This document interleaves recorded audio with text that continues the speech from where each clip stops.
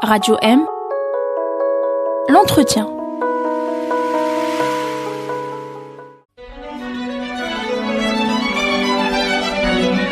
Pour bien s'entendre, il faut bien s'écouter. Rendez-vous sur M, la petite radio du Grand Maghreb. Amis auditeurs, bonjour. Radio M et moi-même, j'ai le plaisir de recevoir aujourd'hui mon collègue Saïd Belmelad, directeur général de Interface Média, qui édite cette radio, Radio M. Saïd, bonjour. Bonjour. Beaucoup de plaisir de te recevoir dans cet espace de l'entretien.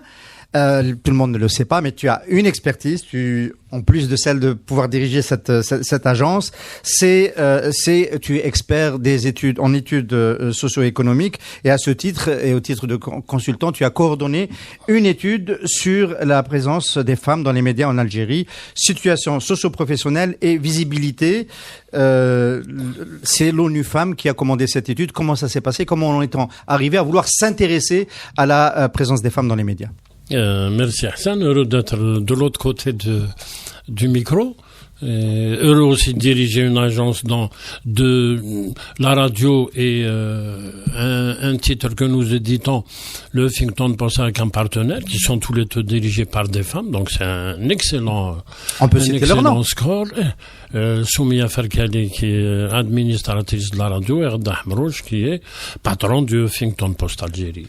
C'est très bon, et ça représente bien les chiffres auxquels nous sommes arrivés en faisant l'étude sur les femmes et les médias, situation socio-professionnelle et visibilité. Donc nous sommes même largement au-delà d'une quasi-parité qui est atteinte dans pratiquement tous les médias, presse écrite, audiovisuelle et presse électronique. Alors, quand on s'entend bien, l'étude s'est intéressée aux femmes, pas en général dans les sociétés éditrices de médias, mais des femmes qui exercent les métiers de médias. Hein. C'est celles qui sont dans l'administration ou dans la logistique environnante ne sont pas prises en compte dans cette étude. Pas prises en charge, pas prises en compte. C'est véritablement l'opérationnel. L'opérationnel, celles qui écrivent, celles qui font le reportage, celles qui font les journaux télévisés, etc. C'est véritablement les femmes journalistes. Oui.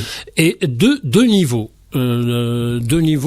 D'abord, une partie statistique. Nous avons essayé d'avoir des statistiques sur la présence des femmes dans les médias, extrêmement difficile.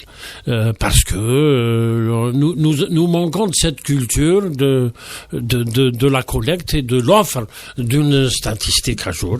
On s'est demandé pourquoi, et on s'est dit que c'était peut-être parce que il y a une déclaration sociale, les journalistes sont peut-être pas tous déclarés, et que les entreprises, notamment privées, nous ont pas du tout répondu d'une manière suffisante pour que nous ayons une idée précise de l'ensemble. Alors dans votre échantillon, la part de ce type d'entreprises qui n'ont pas beaucoup joué le jeu de la transparence, quasiment la moitié. Quasiment la moitié. Et même dans le public, nous avons eu des difficultés. Je veux dire, sur certains gros secteurs, nous avons eu des données qui étaient un peu dépassées. Pourquoi l'ONU Femmes a-t-elle choisi le secteur des médias pour essayer d'évaluer la présence des femmes? Est-ce que c'est une demande du gouvernement algérien ou est-ce que c'est un tropisme classique des Nations Unies pour essayer de savoir où en sont les femmes? C'est un programme international. C'est un programme international sur l'égalité homme-femme. C'est les médias, pourquoi? J'imagine, les médias sont des faiseurs d'opinion. Je veux dire, les médias sont un moyen d'implémenter cette égalité autant dans le milieu lui-même que vers tous les auditeurs, ceux qui écoutent les radios, ceux qui lisent la presse et ceux qui regardent la télé. C'est des instruments d'implémentation de politique extraordinaires. Alors, on a bien compris, donc il y a une quasi-parité hommes-femmes journalistes dans les médias algériens que vous avez étudiés. Mais que font les femmes dans ces médias en général? Les femmes, elles occupent de plus en plus de postes qui étaient jadis réservés exclusivement aux hommes, du point de vue prestigieux. Je veux dire, les femmes ne font plus du bâtonnage, ne font plus d'articles d'information. Elles font des portraits, elles font des reportages, elles font des chroniques. À la télévision, le poste prestigieux, c'est quand même la présentatrice du 20h. Et pendant longtemps, c'était un poste où il y a eu plus de femmes que d'hommes. Aujourd'hui, dans l'audiovisuel, il y a une majorité de femmes dans la présentation des JT. C'est impressionnant.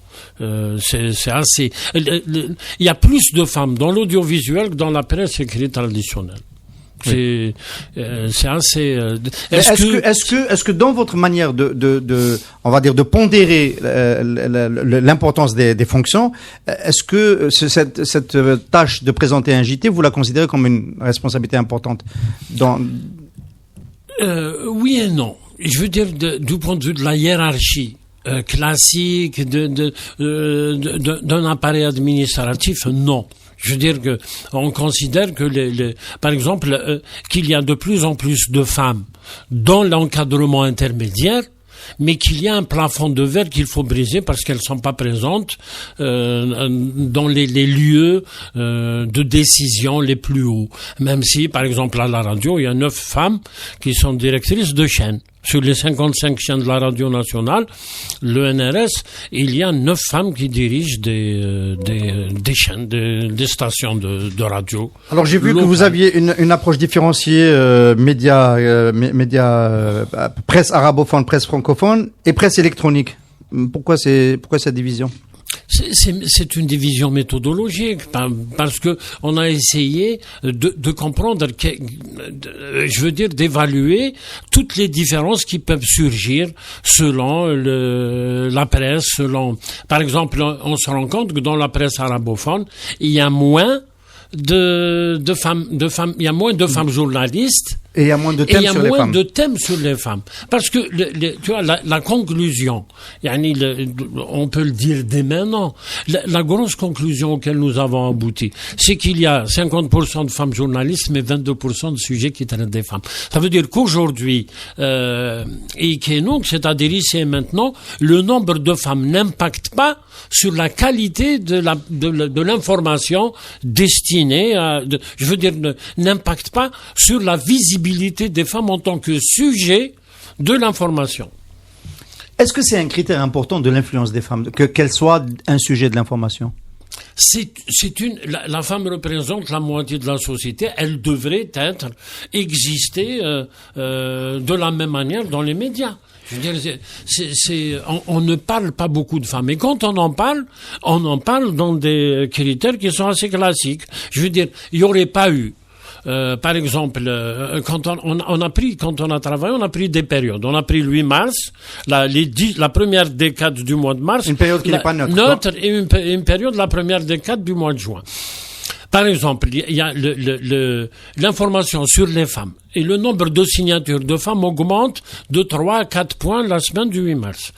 On parle plus des femmes parce que c'est le 8 mars et souvent les articles du 8 mars sont signés par des femmes. Donc, mais dans la période du mois de juin, ça baisse sensiblement de 3 ou 4 points. Et si on n'avait pas, par exemple, le Benrabrit, ministre de l'Éducation, ça baisserait encore plus.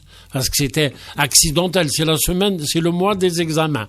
C'est la première semaine des examens, donc ça. Mais sinon, la présence des femmes fluctue selon la conjoncture quand il y a une loi qui s'intéresse aux femmes ou la 8 mars qui s'intéresse aux femmes. Mais même dans les dossiers réservés aux femmes le 8 mars, par exemple, il y a une différence dans les niveaux de visibilité. On va interviewer une femme qui a un projet, 2 femmes, entre guillemets, artisanat, le gâteau traditionnel Mais quand il s'agit de faire intervenir un expert, on demande un mebtoul.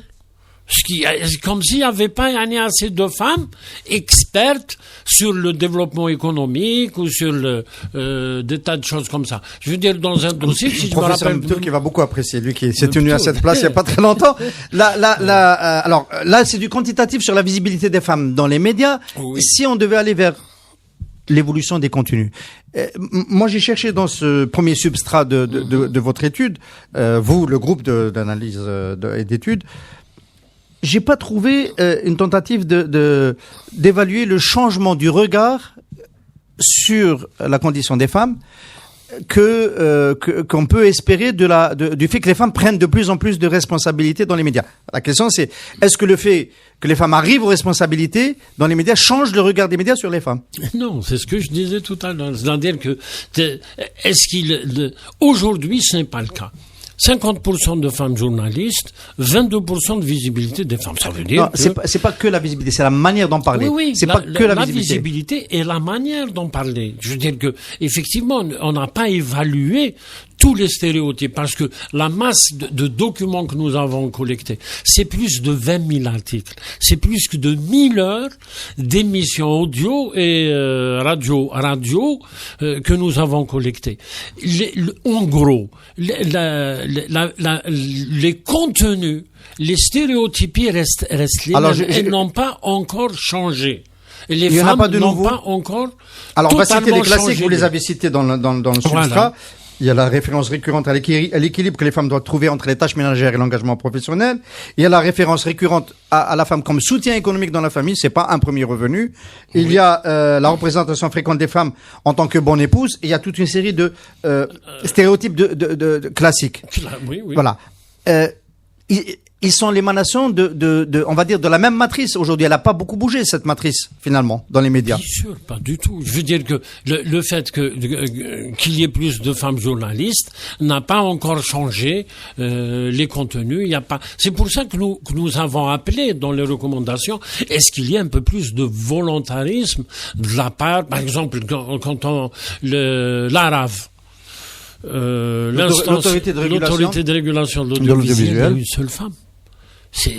Alors qu'on devrait à la limite demander à ce qu'il y ait un quota plus important comme celui qui a été imposé à l'Assemblée nationale. Et aussi mettre en œuvre des politiques qui surveillent d'une manière un peu plus prégnante les contenus. Parce que nous, on s'est dit, nous avons pris les lois, les lois cadres du secteur, la loi sur l'information, le code de l'information, et nous avons pris les instances de régulation mises en place ou qui vont être mises en place, et dont les contenus, il n'y a pas explicitement de référence à l'égalité de genre ou à la lutte contre les stéréotypies liées au genre. C'est pas explicite. Est-ce que les femmes s'engagent un peu plus dans les responsabilités dans le secteur privé? Vous n'avez pas abordé j'ai pas vu de typologie privé-public. Privé-public, sur la presse, oui. Dans la presse publique, je sais pas, on avait un des organes était à 100% femmes. L'organe qui est dirigé par notre ami qui vient au CPP. Les femmes sont présentes aussi bien dans le public que dans le privé. Je pense pas qu'il y ait... En fait, derrière ma question, c'est est-ce qu'il n'y a pas un effet fonctionnariat qui ferait que, un peu comme au PTT ou à l'école, entre guillemets, société patriarcale, les parents, les papas envoient leurs filles plus facilement dans ce type de métier, ou les maris laissent leurs épouses aller travailler plus facilement dans ce type de contexte. Est-ce que cet effet grégaire n'existe pas aussi dans les médias? Si, je pense que c'est plus protecteur dans une entreprise publique. C'est clair que le secteur public, tout secteur confondu, a un tropisme vis-à-vis des femmes. On a plus confiance dans l'administration publique que dans l'administration privée, c'est clair. Mais on peut pas dire que cette étude l'est ressortie. Hein. Voilà, c'est pas déterminant, c'est pas quelque chose qui est pertinent dans l'étude que nous avons. Il y a de plus en plus de femmes sur le marché du travail. Alors, ça m'amène à ma prochaine question. La parité des salaires. Alors, l'étude dit que il y a plutôt un salaire égal dans le métier de la presse. Par contre, la progression des femmes dans le plan de carrière est ralentie. On va voir pour quelles raisons. Est-ce qu'elles sont similaires aux autres secteurs ou pas? Mais est-ce que réellement il y a une égalité des salaires?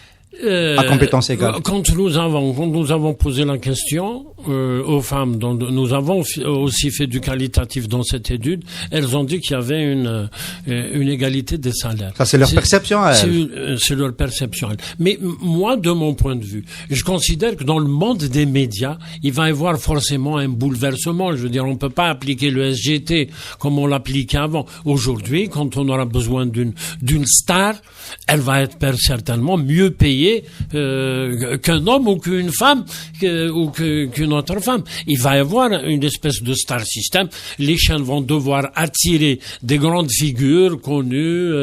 Et ce n'est plus l'approche genre qui est pertinente dans ce cas. Absolument. Moi, je pense que dans l'avenir, ce ne sera plus l'approche genre, mais ça sera une espèce de star system qui va être établi dans les médias. Alors, qu'est-ce qui retarde la progression des femmes dans la carrière? On sait que les médias, c'est quand même un métier qui parfois est posté, qui exige des horaires de travail qui sont décalés, qui peuvent être contraignantes pour les femmes qui ont bâti un projet de famille. C'est valable pour les hommes d'ailleurs.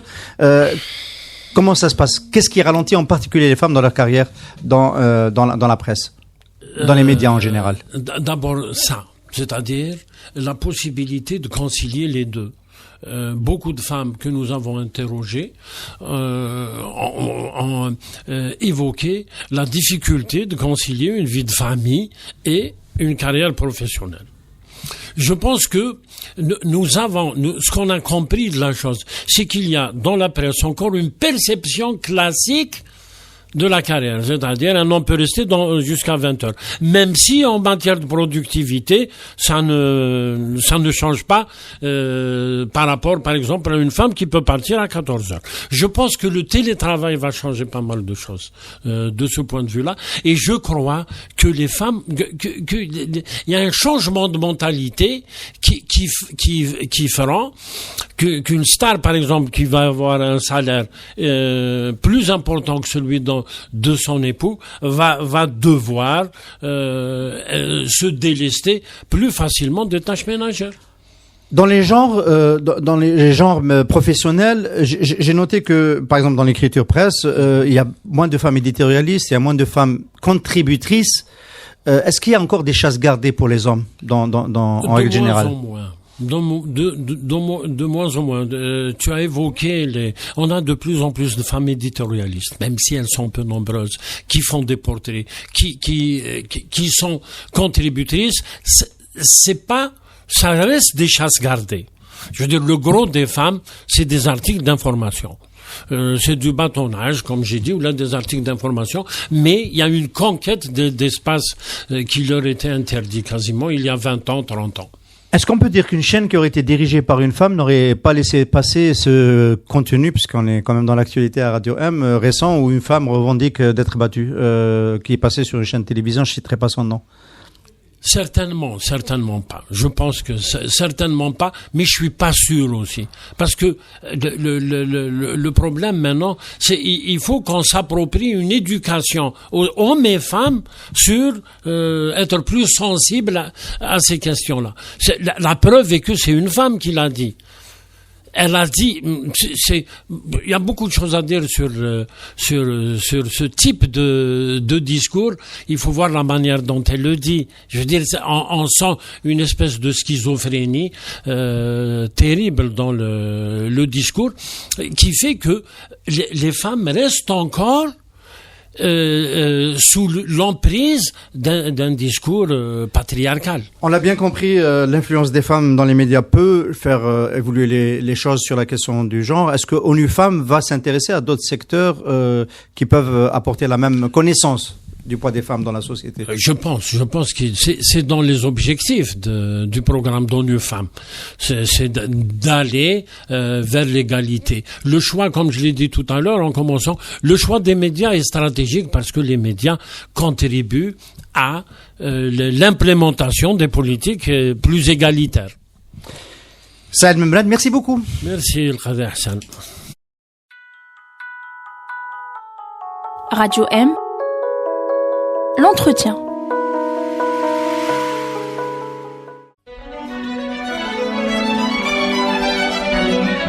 Pour bien s'entendre, il faut bien s'écouter. Rendez-vous sur M, la petite radio du Grand Maghreb.